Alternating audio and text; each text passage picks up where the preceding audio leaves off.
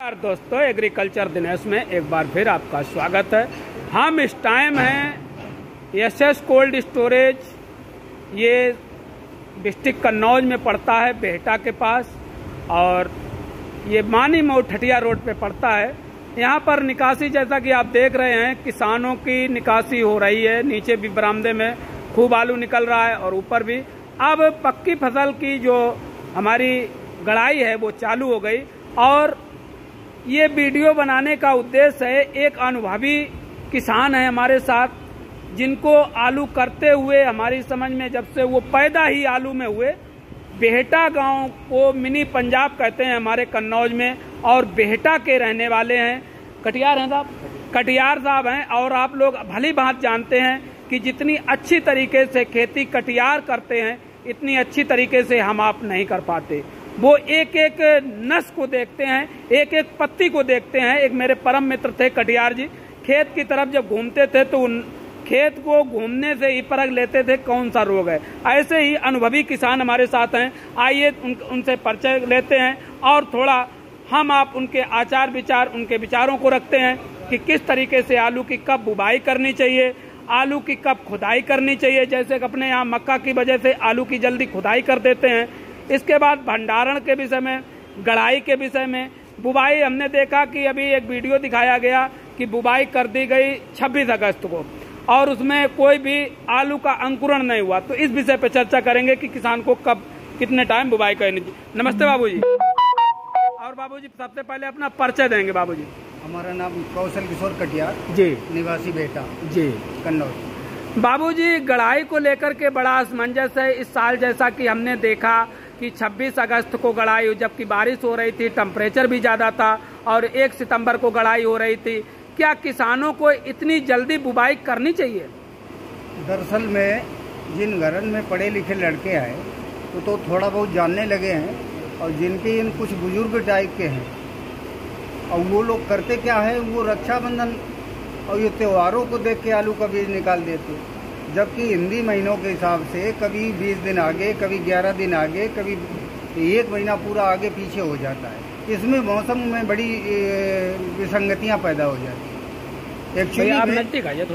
Actually में 25 सितंबर से पहले तो कोई आलू कच्ची फसल का गाड़ना ही नहीं।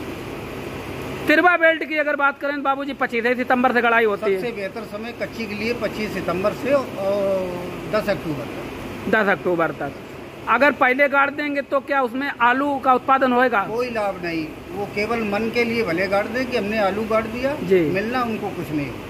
आलू के भाव को लेकर के बड़ा स्थितियां गंभीर बनी रहती हैं। पिछली साल हमने देखा, हमें तो खैर कोई अनुभव नहीं, कि 450 के आसपास हाईलैंड आलू घूमता रहा, और इस साल हमने देखा 1000 के आसपास है, फिर भी किसान कहता कम है। इस पे सर क्या कहेंगे, किसान को कितने दाम मिलने चाहिए जिसपे पर्याप्त लागत मिल जाए? ये तो मनुष्य की स्वाभाविक इच्छाएं हैं, असीम इच्छाएं जी, वो कभी पूरी नहीं होती जी। औसत भाव जो है 6 से लेके 1000 तक बहुत बढ़िया। इस भाव में अगर मिल जाता है या बेच लेता है तो हम तो समझते वो सबसे सुखी किसान। तो आपका मानना है कि जो इस टाइम भाव चल रहे हैं वो सही चल रहा है? सर्वोत्तम भाव चल रहा है। सर्वोत्तम भाव। इस टाइम किसान को आलू बेचना चाहिए? बिल्कुल बेचना चाहिए। लेकिन अभी भी कुछ लोग आस लगाए हैं कि शायद 1500 में नवंबर लास्ट और दिसंबर में 1500 में बिक जाए। बहुतों की आदत जुआ खेलने की होती है जी। अब वो तो खेलते रहेंगे। अच्छा बाबूजी, ये तो गड़ाई की बात हमने की। खुदाई को लेकर के थोड़ा और बताइए कि जैसे खुदाई उस टाइम मक्का की फसल हुआ करती है, और खुदाई हम बहुत जल्दी कर दिया करते हैं। जल्दी खुदाई करने में क्या फायदा है, और लेट खुदाई करेंगे तो क्या नुकसान, क्या फायदा होगा? समय से आप गाड़ी दें तो आप समय से खोद लिए जी। ये इस आलू को जिसे चिप्सोना कहते हैं या हाईलैंड है जी, इन आलू को आप 16 अक्टूबर से गाड़ना शुरू कर दें जी, और बस 1 नवंबर तक आखिरी करें। और जैसे 120 दिन का आलू हो जी, आप उसमें दवा डाल दें जी, खरपतवार बेल सुखाने वाली जी, और बस उसको 10 दिन बाद निकाल दें। तो 120 दिन की वैरायटी जैसे कि हाईलैंड और चिप्सोना 120 दिन की है। इनमें दवा का छिड़काव कितना करना चाहिए, कब कब करना चाहिए? दवा तो टंकी में 100 ml डाल लें जी, 100-125 ml तक बस।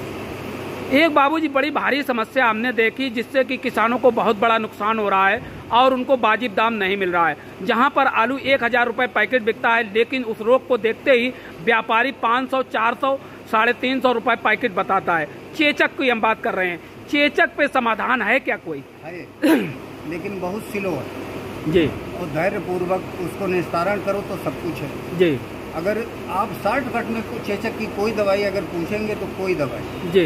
इसे धीमे धीमे करके 3 साल में अगर आप ट्राइकोडर्मा का लगातार प्रयोग करें जी है भूमि शोधन के लिए, बीज शोधन के लिए, और वो बीज गाड़े जिनमें चेचक हो ही ना जी है, 3 साल में आपकी जमीन दुरुस्त हो जाएगी, फिर चेचक। कुछ लोग कहते हैं फसल चक्र अपनाया जाए। हाँ, जैसे कि वो भी ठीक है, इस साल आलू ना किया जाए। हाँ, वो भी नहीं, उससे तो थोड़ा बहुत कंट्रोल होगा। अच्छा। लेकिन आप दलहनी चीजें बो के और खेत में जो है हरी खाद की प्रयोग, हरी खाद मात्रा 5 की डालें और उसमें 5 में पहले ही ट्राइकोडर्मा पाउडर मिला के 10-12 दिन के लिए रख लें जी, और उसे शाम के समय बिखेर दें और सुबह जुताई कर दें या राती में जुताई कर दें, और ये प्रक्रिया 3 साल तक करेंगे। 3 साल जब करेंगे तब चेचक से निजात मिलेगी।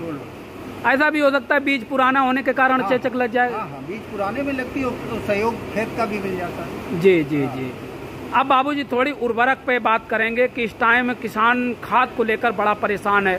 DAP नहीं मिल रही है और NPK नहीं मिल रही है, कमेंट आते हैं। हालांकि हमने DM साहब से समय मांगा था, अभी हम नहीं पहुंच पाए, लेकिन हमें उम्मीद है कि गुरुवार को हम DM साहब से मीटिंग जरूर करेंगे।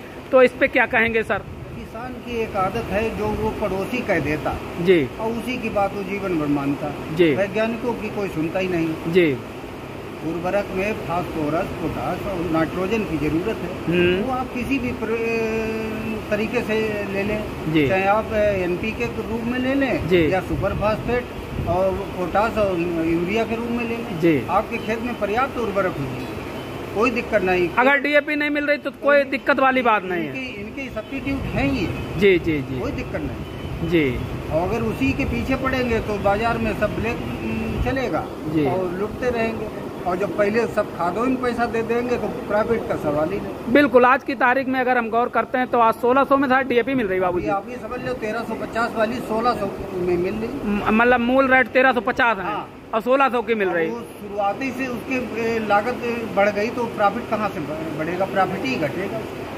इस हिसाब से अगर हम मतलब फास्फोरस, पोटास अलग अलग यूज कर लें तो ज्यादा बेहतर। या NPK कोई भी ले लें, 12-32-16, 10-26-26 जी, 15-15, 16-16 जी, सब में सब कुछ होता है। अच्छा बाबूजी, जैविक खादों का अगर प्रयोग किया जाए तो सबसे अच्छी बात, लेकिन उपलब्ध नहीं। अपने यहाँ जैविक खाद नहीं यहाँ उपलब्ध है जी, तो वो नकली कंपनियाँ जी मूल्य तो बहुत लेती, लेकिन उनमें होता कुछ नहीं। नालियों की जो है कचरा भरवा देते पैकेटों में। मतलब ये जो जैविक खाते हैं ये काम नहीं कर रही, मतलब नकली मिल रही है। अगर असली चीज मिले तब तो काम करें। अब बाबूजी बात करते हैं इस टाइम की, जो टाइम चल रहा है, इस टाइम आपके हिसाब से कोल्ड स्टोरेज में कितना % आलू बचा होगा? अब ये तो पक्का नहीं कहा, फिर भी जिसमें आप रखे हैं उसमें कितना % होगा, इसकी तो जानकारी होगी। इसमें तो 35%। 35%। कितना राशन का होगा, कितना बीजा होगा? राशन का तो इसमें 45,000 जी। और बीजा की तो बात ऐसी है, जो बीजा में गड़ेगा तो गड़ेगा, नहीं वो भी राशन में जाता बाद में। जी जी। तो माना जाए कि लगभग 15 से 20% ही आलू राशन का बचा है, बाकी बीजा का है। तो जो किसान आशाएं लगाए हैं तो कहीं न कहीं वो अपनी आशाओं पे खरे उतरेंगे, उम्मीद दिखाई दे रही। क्योंकि MP और मंदसौर में बारिश हुई, वहाँ पर आलू लेट हो गया और कुछ जगह पर जो अगेती फसल थी वो बर्बाद भी हो गई सर जी।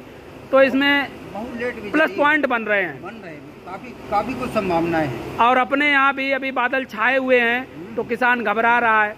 और आपके हिसाब से 17-18 अक्टूबर आ गया है, परसों है, तो गड़ाई तो होनी चाहिए, शुरू कर देनी चाहिए, क्योंकि मक्का उधर लगी हुई है। तो मक्का को देखते हुए गड़ाई शुरू कर देनी चाहिए। ये बहुत ही हमारे साथ अनुभवी किसान और पढ़े लिखे किसान, बेहटा क्षेत्र को जिनको हम मिनी पंजाब कहते हैं, कौशल किशोर जी से चर्चा हुई। बाबूजी का बहुत बहुत बहुत धन्यवाद।